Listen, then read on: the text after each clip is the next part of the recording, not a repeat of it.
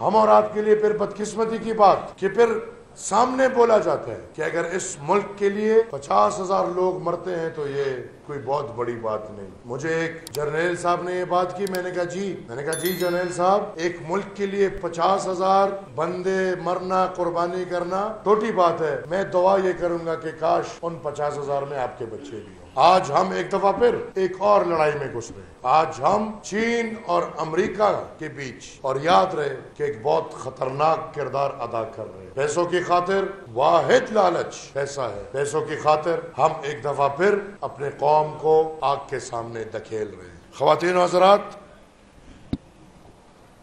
صدیوں محنت کے بعد 18ویں آئینی ترمیم کامیاب ہوئی تھی۔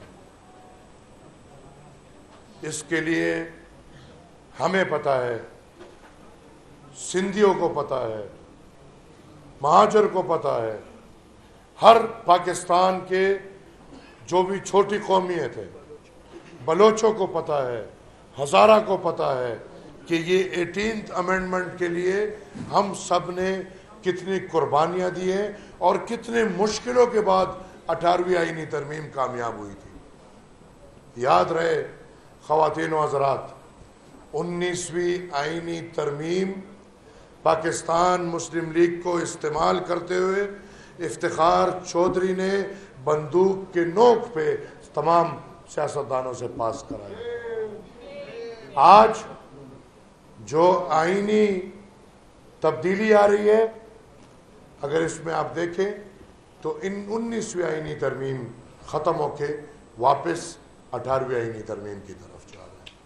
اور یہ 18ویں آئینی ترمیم میں یہ کلوز تھا کہ پارلیمان کی بالادستی رکھتے ہوئے جج اور چیف جسٹس کا چناؤ پارلیمانی دستور کرے۔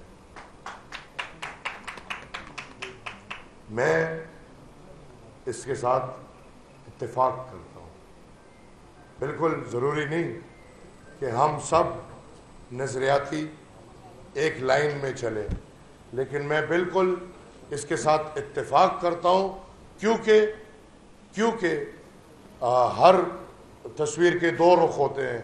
کیونکہ بدقسمتی سے سینیورٹی کے چکر میں افتخار چودھری سے لے کے آج تک مجھے آپ ایک چیف جسٹس بتائیں کہ یہ جی سینیورٹی کے چکر میں بڑا بہترین چیف جسٹس آیا ہے اور اس نے پاکستان کے لیے کام کیا ہے۔ میں نہیں سمجھتا کہ ایک بھی آیا ہو۔ لہٰذا اس تسلسل کو ختم کرنا ہوگا اور جوڈیشری کے لیے، جوڈیشری کی آزادی کے لیے، یہ نہ کہ سارا اختیار ایک بندے کے پاس ہو، یہ نہ کہ جوڈیشری کا مطلب ایک چیف جسٹس اور وہ جو کرنا چاہے وہ کر سکے، وہ ایک دستخط پہ منتخب وزیر اعظم کو گھر بھیج دے، وہ ایک دستخط پہ منتخب وزراء کو گھر بھیج دے۔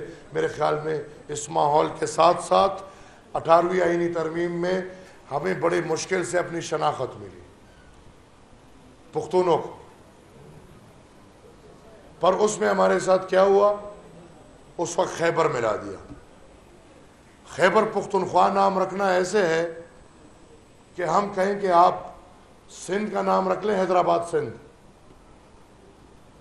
یا آپ بلوچستان کا نام رکھ لیں گوادر بلوچستان، یا آپ پنجاب کا نام رکھ لیں ملتان پنجاب، باول نگر پنجاب۔ خیبر ہمارا ایک ضلع ہے، ایک پاس ہے، اور اس کے ساتھ کیا ہوا کہ ہمیں اب سب نام نہیں لے رہے بھائی کے پی کے، کوئی کے پی، کوئی پی کے، کوئی کے پی کے۔ لہٰذا عوامی نیشنل پارٹی اور میں نے اس آئینی ترمیم میں یہ بھی تجویز کی ہے کہ خدا را یہ خیبر کو ختم کرو، شناخت ہمیں دے دو، پختونخوا ہمیں دے دو، تاکہ لوگ ہمیں پختونخوا سے پکاریں۔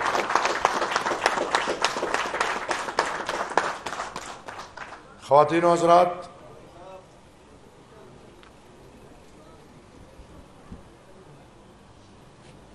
میں یہ سمجھتا ہوں کہ پاکستان ملک اور اس ملک کے اندر رہتے ہوئے تمام قومیتیں ٹائم بام کے اوپر زندگی گزارتی ہیں۔ یاد رہے کہ جب تک ایک ملک، ایک قوم، ایک زمین پہ امن نہیں ہوتا، اس ملک، اس قوم یا اس زمین کبھی ترقی نہیں کر سکتا۔ آپ کی معیشت کبھی بھی بہتر نہیں ہو سکتی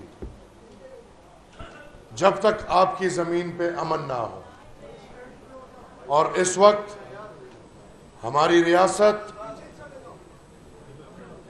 جس کو یہ عادت ہے کہ اس نے جنگ پہ اپنی اکانومی چلانی ہے، جس کو یہ عادت ہے کہ اس نے بندوق کا استعمال کر کے پیسے کمانے ہیں، اس نے اس ملک کو اس نہج پہ لے آئے ہیں کہ آج حقیقتاً ہم اور آپ ٹائم بام پہ زندگی گزار رہے ہیں۔ یہ پتہ نہیں چل رہا کہ یہ بام کب پھٹے گا، یہ بلوچستان میں پھٹے گا، یہ بام پختونخوا میں پھٹے گا، یہ کچے میں پھٹے گا، یہ پکے میں پھٹے گا۔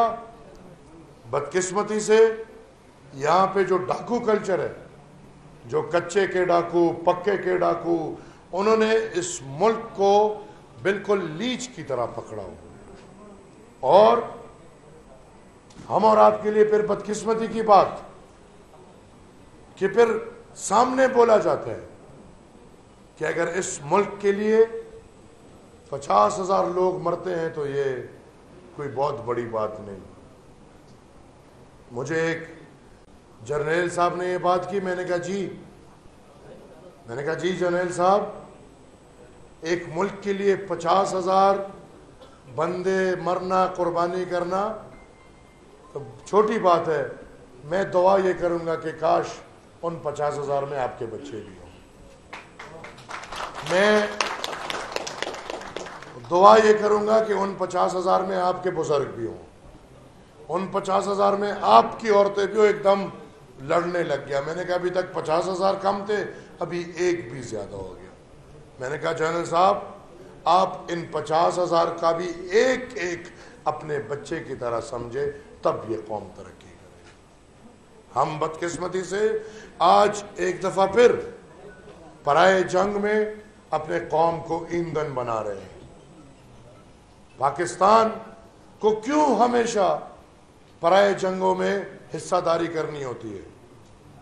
کولڈ وار میں ہماری جنگ نہیں تھی، امریکہ اور روس کی لڑائی تھی، ہم بیچ میں گھس گئے، ہم نے پیسے کما لیے، لیکن میرے دادا تب بھی یہ کہتے تھے کہ ہاتھیوں کی لڑائی ہے، مینڈک جو ہے وہ کچل جائیں گے۔ وہ ہاتھی آئے، مینڈک کچل گئے، زمین تباہ، قوم تباہ۔ وہ دونوں مزے میں، ایک غم میں واپس، ایک خوشی میں واپس۔ آج تک 50 سال ہو گئے ہیں کہ افغانستان بالخصوص اور پھر پاکستان سٹیبل نہیں ہو رہا۔ آج ہم ایک دفعہ پھر ایک اور لڑائی میں گھس رہے ہیں۔ آج ہم چین اور امریکہ کے بیچ، اور یاد رہے کہ ایک بہت خطرناک کردار ادا کر رہے ہیں۔ پیسوں کی خاطر واحد لالچ پیسہ ہے۔ پیسوں کی خاطر ہم ایک دفعہ پھر اپنے قوم کو آگ کے سامنے دھکیل رہے ہیں۔ ہمیں چین اور امریکہ کے بیچ میں کچھ لینا دینا نہیں چاہیے، بلکہ ہمیں روایتی طور پہ اپنے نظریے کو بدل کے، اسٹیٹ کو، ریاست کو، یہ جو جنگی نظریہ ہے اس کو بدل کے اپنے ملک کی ساکھ کی خاطر، کیونکہ ہم نے ساری زندگی ہر ملک میں غلط حرکت کی ہے۔ ہم نے افغانستان کو ڈیسٹیبلائز کیا،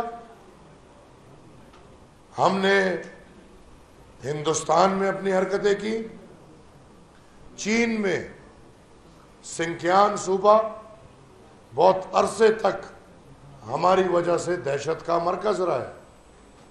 اسی طرح ایران میں، یہ اب چھپی ہوئی باتیں نہیں ہیں، اور اب ہم چیخ رہے ہیں کہ وہ ممالک پاکستان میں عمل دخل کر رہے ہیں۔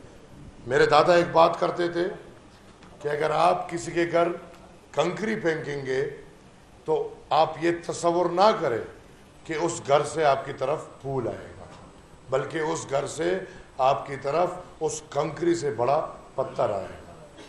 آج اس قوم کو ہم نے جس آگ کے سامنے کھڑا کر دیا ہے اس کا ذمہ وار واحد اور واحد ہمارا پاکستان کا دفاعی ادارہ ہے۔ اس دفاعی ادارے کے غلط پالیسیاں ہیں جن غلط پالیسیوں کی وجہ سے پاکستان ایک غیر مستحکم ملک بن گیا ہے۔